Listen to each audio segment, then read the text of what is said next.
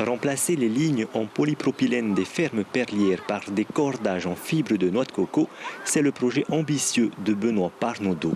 Originaire de La Rochelle en Charente-Maritime, ce spécialiste du matelotage est convaincu de tenir un bon filon, à l'image de ce qui se fait dans d'autres pays, d'Asie notamment.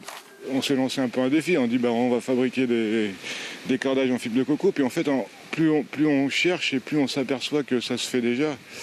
En Inde, au Sri Lanka, en fait, ça fait déjà 150 ans qu'ils ont créé des machines pour faire des cordages. Alors, ce n'est pas des cordages très très élaborés, mais en tout cas, vous pouvez trouver sur Internet, vous pouvez acheter des rouleaux de 100 mètres de cordages en fibre de coco, il n'y a pas de problème, ça se fait déjà.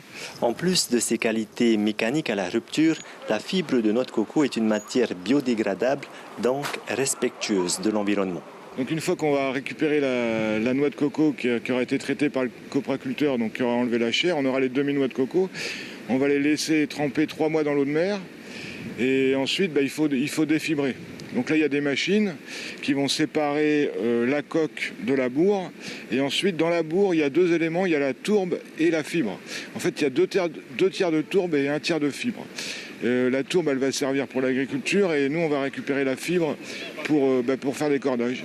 En discussion avec la direction des ressources marines, Benoît espère pouvoir compter sur le soutien des communes des Tuamotu pour faire le lien avec les copraculteurs notamment. Le pays annonce qu'il y a 60 millions de noix de coco qui tombent des arbres tous les ans. 48 millions sont traités pour le copra. Donc nous c'est vraiment le déchet quoi. Le copraculteur il va ouvrir la noix en 2, il va récupérer la chair et nous ce qui nous intéresse c'est de récupérer la demi-noix. En attendant de recevoir ces machines de tressage, Benoît s'est fixé pour objectif de produire ses premiers cordages en fibre de noix de coco dans 6 mois.